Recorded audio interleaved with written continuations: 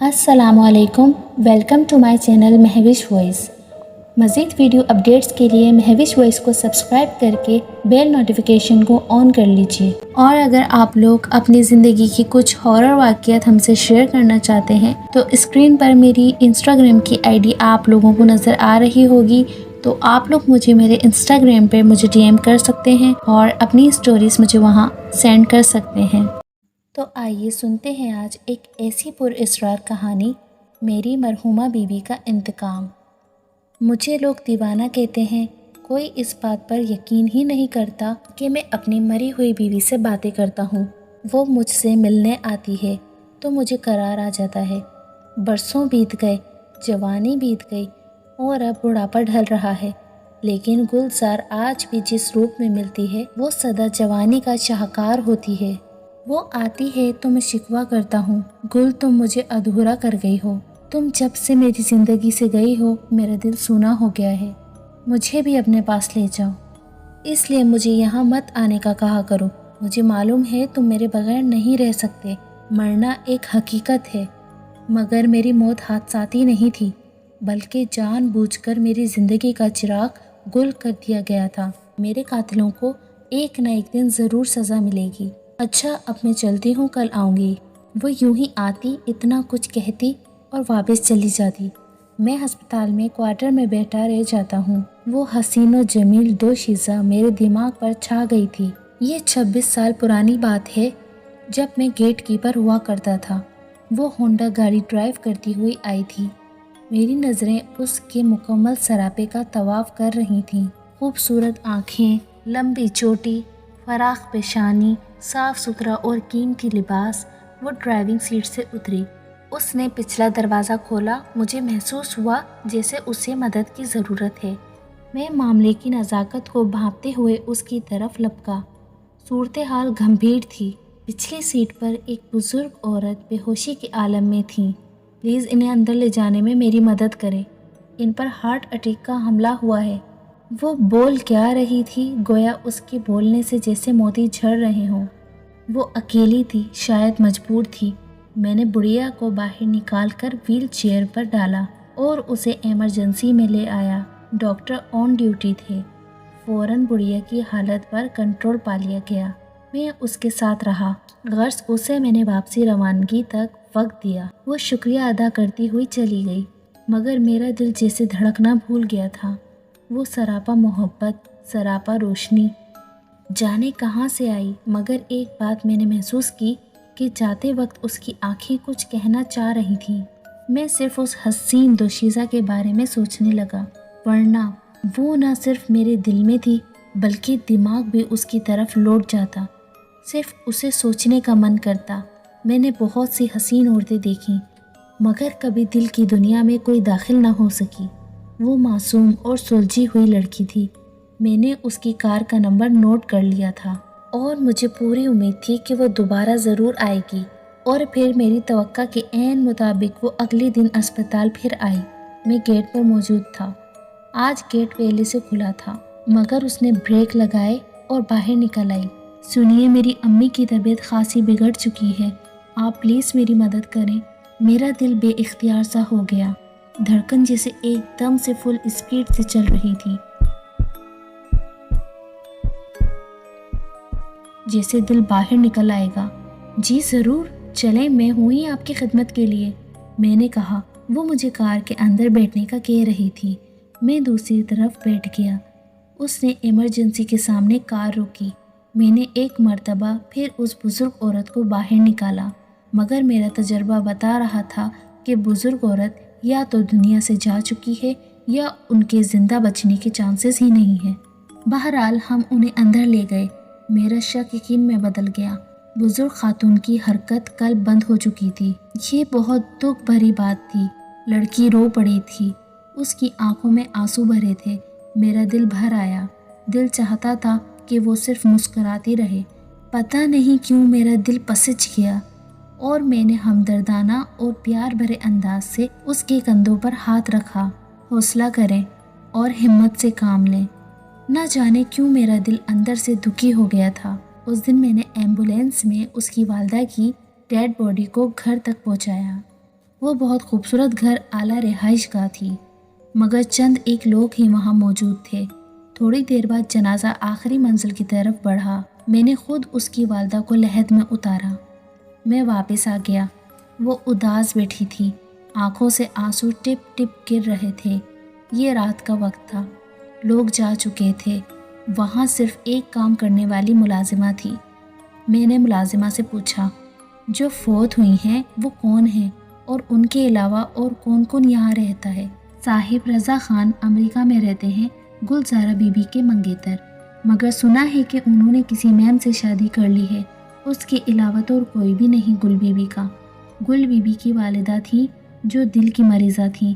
یہ کہہ کر ملازمہ چائے بنانے چلی گئی، جبکہ میں نے گل سے اجازت چاہی۔ مجھے اجازت دیں، آپ کی امی کا شدید دکھ ہوا، اللہ انہیں جنت الفردوس میں اعلیٰ مقام عطا فرمائے۔ آپ درد مند آدمی ہیں، میں تو آپ کا شکریہ بھی ادا نہیں کر سکتی۔ امی کی آخری رسومات کسی مرد سے ادا ہونی تھی اور بدقسمتی سے ہمارے خاندان میں مرد تھے ہی نہیں۔ میں آپ کی احسان مند رہوں گی۔ کون سا شکریہ اور کون سا احسان، انسان ہی انسان کے کام آتا ہے۔ آپ پلیز کھانا کھا لیں، جانے والے کبھی واپس نہیں آتے، ہم صرف دعا کر سکتے ہیں۔ مگر امی بہت اچھی تھیں، میں ان کے ساتھ ہی کھانا کھاتی تھی، اکیلے کھانے کی عادت نہیں۔ پھر ہم جیسے ایک دوسرے کے لیے ضرورت بن گئے۔ وہ بہت بڑے بزنس کی واحد مالک تھی۔ میری نئی زندگی شروع ہو گئی۔ اس نے مجھے اپنی فیکٹری کا وزٹ کروایا، عید پر بہترین شاپنگ کرائی۔ اب ہم بہت خوش تھے۔ اگر تم میری زندگی میں نہ ہوتے تو شاید میں زندہ نہ رہ پاتی۔ تم میرے لیے زندگی کا واحد سہارا ہو، اللہ نے شاید ہمیں اس طرح ملانا تھا۔ اس نے کہا، نہیں، مگر مجھے صرف ایک چیز کا ڈر رہتا ہے، کبھی تم بدل نہ جاؤ۔ تم امیر خاندان سے ہو اور میں ایک عام سا گیٹ کیپر۔ اس نے کار روک دی۔ تم مجھے سمجھ نہ سکے۔ انسان کی اصل شخصیت اس کے کردار سے سامنے آتی ہے، ورنہ آج کل لالچ اور ہوس زدہ لوگوں کا میلہ لگا ہوا ہے۔ لوگ ایک عام عورت کو، چاہے وہ کتنی بھی طاقتور نہ ہو، اسے لوٹ کا مال سمجھتے ہیں، اور تم ان سب سے الگ ہو۔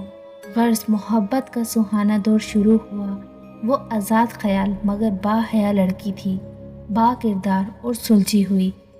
اس کی مختصر کہانی کچھ یوں تھی: میرا نام گلزار، باپ بہت بڑا بزنس مین، والدین کی اکلوتی اولاد، کزن رضا خان زندگی میں پہلا مرد، مگر منگنی کے بعد امریکہ جا کے کسی گوری میم سے شادی رچا لی اور پھر واپسی نہ ہوئی۔ ہم بہت جلد ایک ہو گئے۔ وہ میری زندگی کے سہانے اور خوبصورت دن تھے۔ ہم مری گئے۔ مری کے دن کبھی بھولتے ہی نہیں۔ رضا خان ایک عیاش اور بگڑا ہوا رئیس تھا۔ اس نے آنٹی کی خبر سنی، اسے بھی افسوس کرنے کا خیال آیا۔ اس نے گھر کے نمبر پر لینڈ لائن سے کال کی۔ ہیلو گل، میں رضا خان بول رہا ہوں۔ گل کو اس کے نام سے بھی نفرت تھی۔ ایک لاوا تھا جو اس کے اندر پکا ہوا تھا۔ وہ جو اسے بیچ راہوں میں چھوڑ گیا تھا، اسے تنہا کرنے والا، معاشرے کے حوالے کر کے خود عیاشی کرنے والا شخص، آج اسے کیوں کر یاد آ گئی تھی۔ وہ پھٹ پڑی، تم میرے ماں کے قاتل ہو، تمہاری وجہ سے میری دنیا اجڑ گئی۔ رضا خان، تم میری نظر میں کتنے اونچے تھے، مگر کیوں کیا ایسا؟ بہتر ہوگا کبھی دوبارہ فون نہ کرنا، مر گئے تمہارے سب رشتے۔